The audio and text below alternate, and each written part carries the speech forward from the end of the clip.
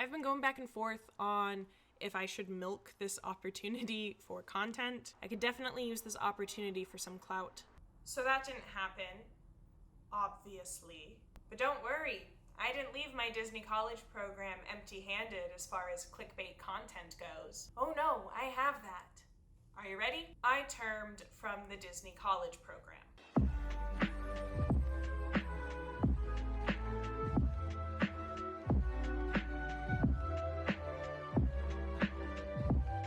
Before we talk about my leaving the program, let's talk about the program itself. I was on my college program from August of 2022 until April of 2023.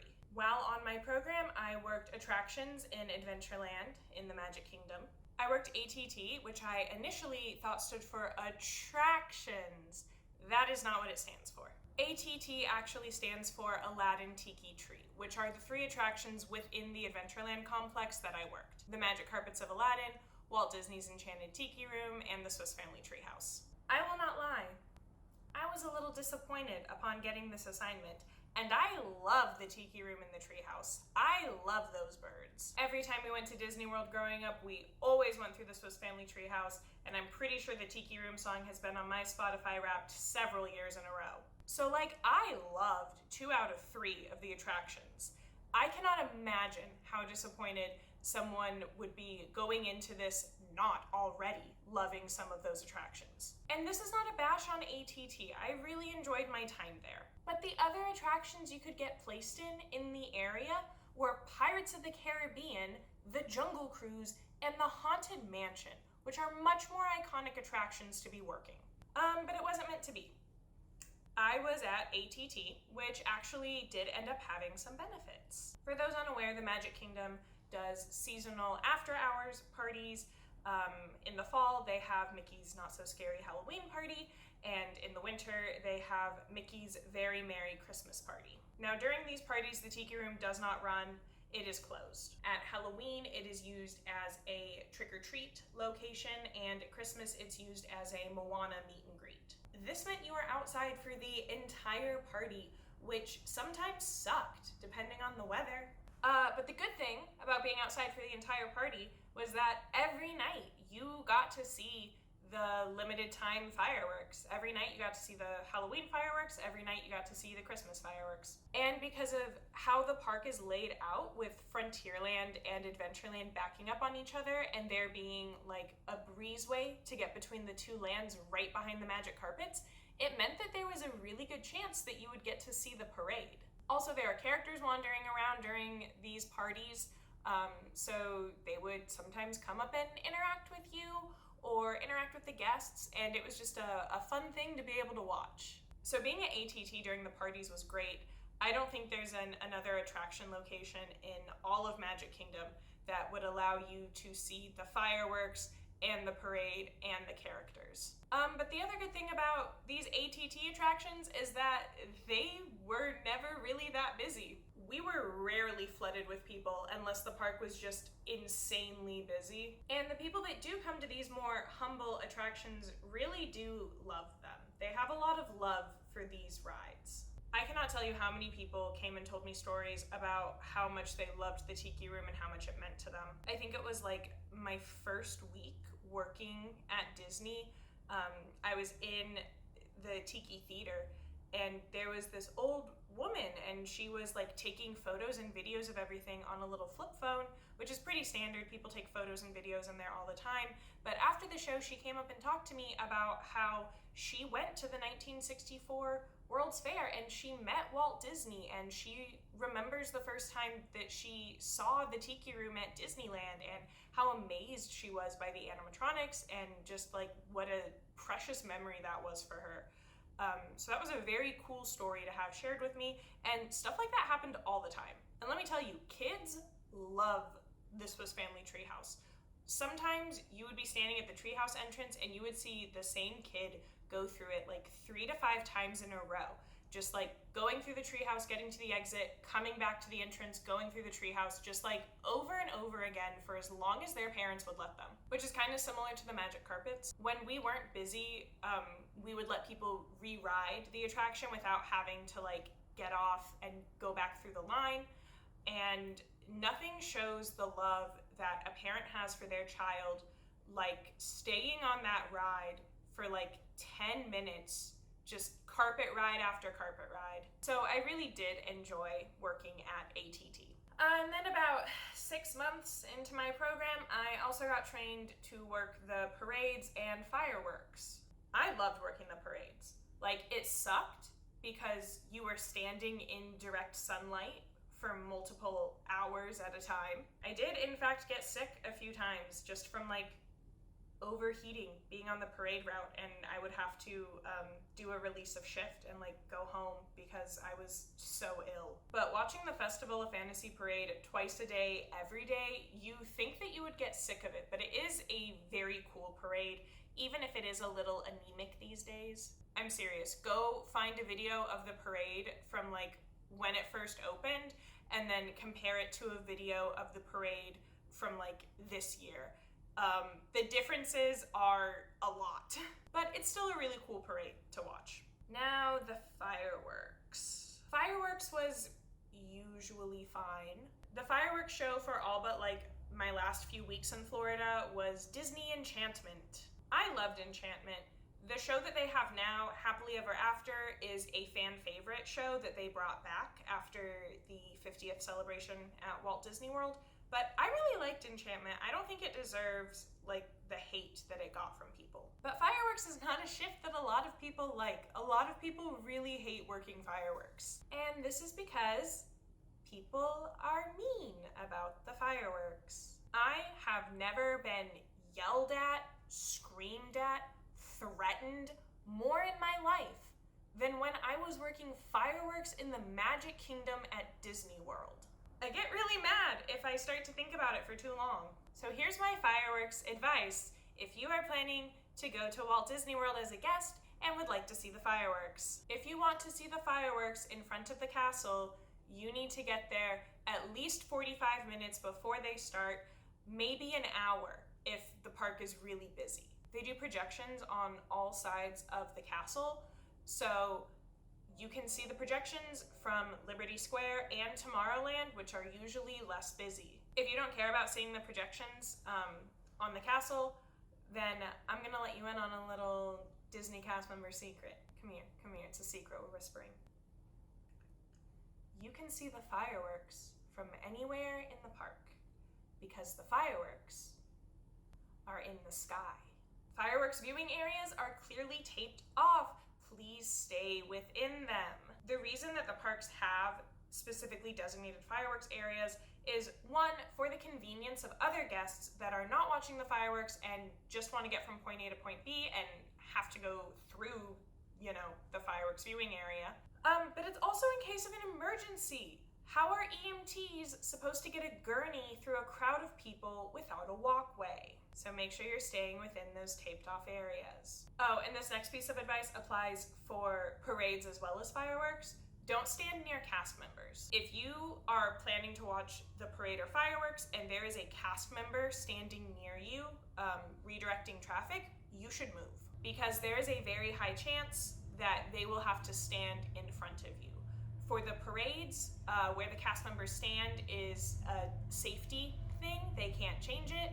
So if there's a cast member redirecting traffic right in front of you, chances are once the parade starts, they're gonna move and stand right in front of you.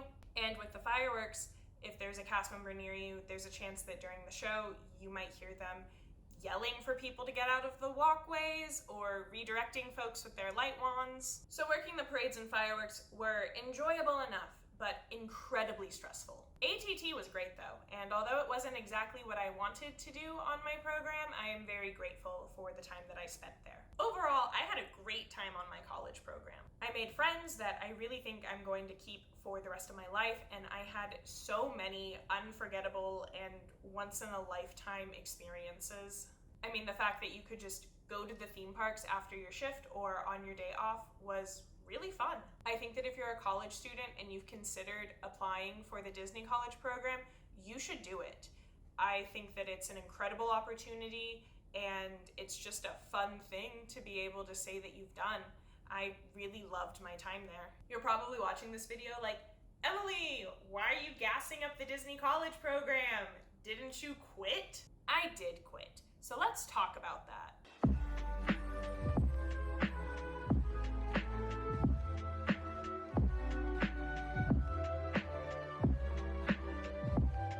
So my initial Disney College program was from August of 2022 to February of 2023. But about a month into my program, I was sent an email asking if I would like to extend and be there for a full year. I said yes, of course, and opted to extend until August of 2023 in the same location with the same role. As a side note, if I could do this again, I would have requested that on my extension I be sent to a different location with a new role just so that I could try something else. Part of the reason I extended at the same location with the same role is because I had been led to believe that if you do that, there's a very high chance of you getting cross-trained to work another attraction in the area. CPs, college programmers, don't usually get cross-trained. And I had been told that that was just because being on the wait list to get trained at a new location takes about 6 to 8 months, and most people are only on their college program for 4 to 6 months. So I thought that by staying in the area, I would one day be trained to work the Jungle Cruise, which is what I really wanted to do on my program. But I found out about 7 months into my program that the information myself and other CPs had been given was wrong. They do not cross-train CPs. And this really stung, especially once I started to meet people that did work at the Jungle Cruise from doing things like the parades and fireworks, and they would say to me, "You would be a really good Jungle Cruise skipper," and I'm like, I know I would, but they won't cross-train me on it, and I don't. So that was a tangent, back to the main point. At the time I extended, I thought I would be staying in Florida for at least a year or two, maybe forever.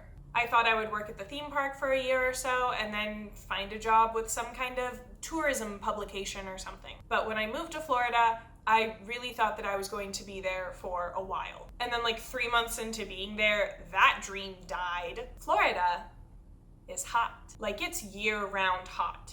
And maybe I would have felt different if I had not been working in an area of the park that is often referred to as the Ring of Fire. Adventureland is the warmest area of the Magic Kingdom. I don't know why. It might have something to do with the large swaths of unshaded pavement and the general lack of air conditioning. There aren't any indoor gift shops or restaurants in Adventureland, and the rides don't really have AC either. The Tiki Room Theater has AC and Pirates of the Caribbean, but that's it. So Florida's hot. And I don't know if you guys follow the news, but Florida is also like insane politically.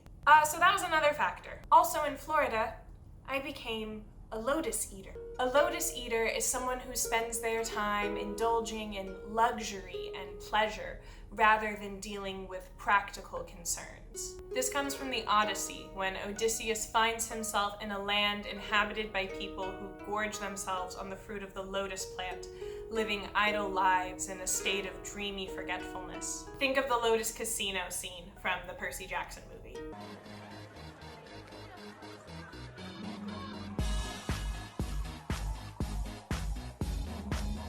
So what do I mean by this?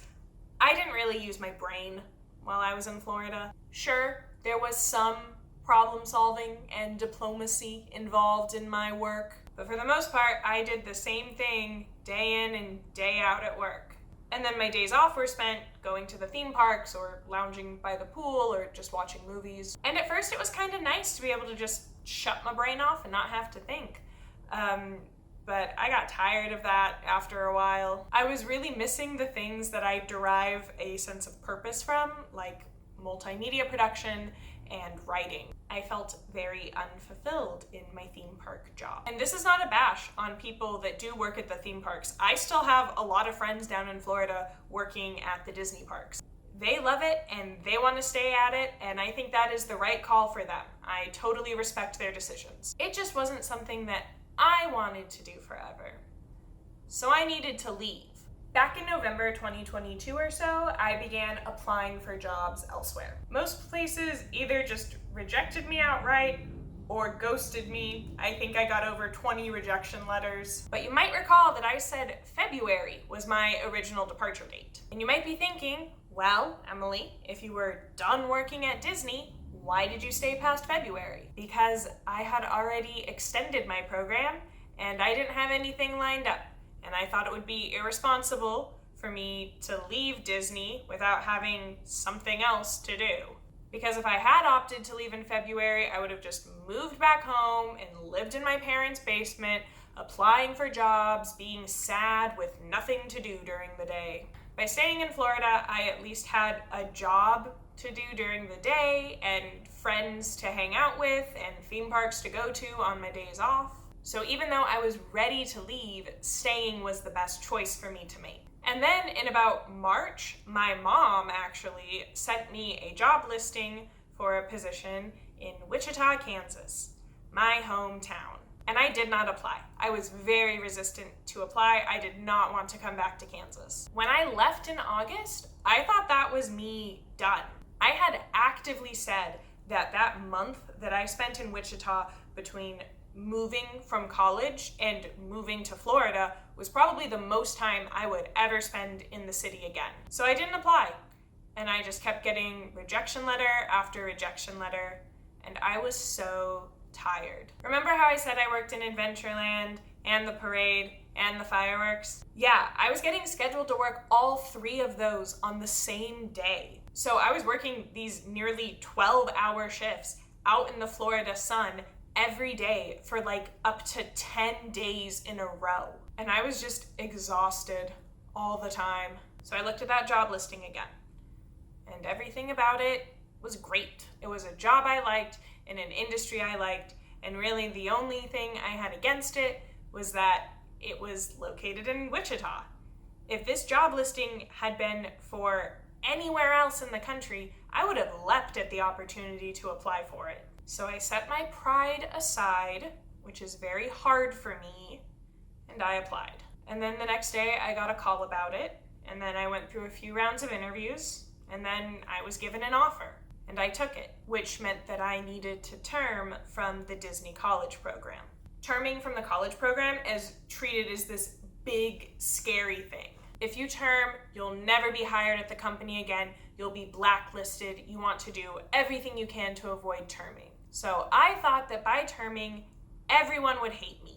I thought my leadership would be resentful. I thought my friends would be mad at me. I had heard rumors that you didn't even want to say that you were thinking about terming because if your leadership found out, they would just fire you on the spot. I was petrified. So I kept it a secret that I was leaving for weeks. But as I started to tell people, it turns out those rumors were just that, rumors. I wasn't fired. I turned in a 2 weeks notice, just like at a normal job. My leadership was sad to see me go, but ultimately happy for me and the opportunities this new job would bring. My friends similarly were sad about me leaving Florida, but we still keep in touch and we have plans to see each other again, be it in Florida or elsewhere. It was fine. The world wasn't ending. I was sad to leave, but also excited for what was going to come next. I found out I had gotten this job in March, but I didn't start until May. So I made the decision to leave on April 15th, exactly 8 months after I arrived on August 15th. I spent so much time questioning if I was making the right decision. Like, I was sick to my stomach. If I was making the right call, then why was I second guessing myself so much? Why did I feel so bad? I can say about 2 months into my new job that I made the right call. I am sad that I had to leave Florida and leave my friends, and I miss that you could just go to the theme parks for free on your days off or after working. It was a cool thing to be able to do. I don't have that here. But I do think that ultimately this was the right decision for me to make. I made the right call.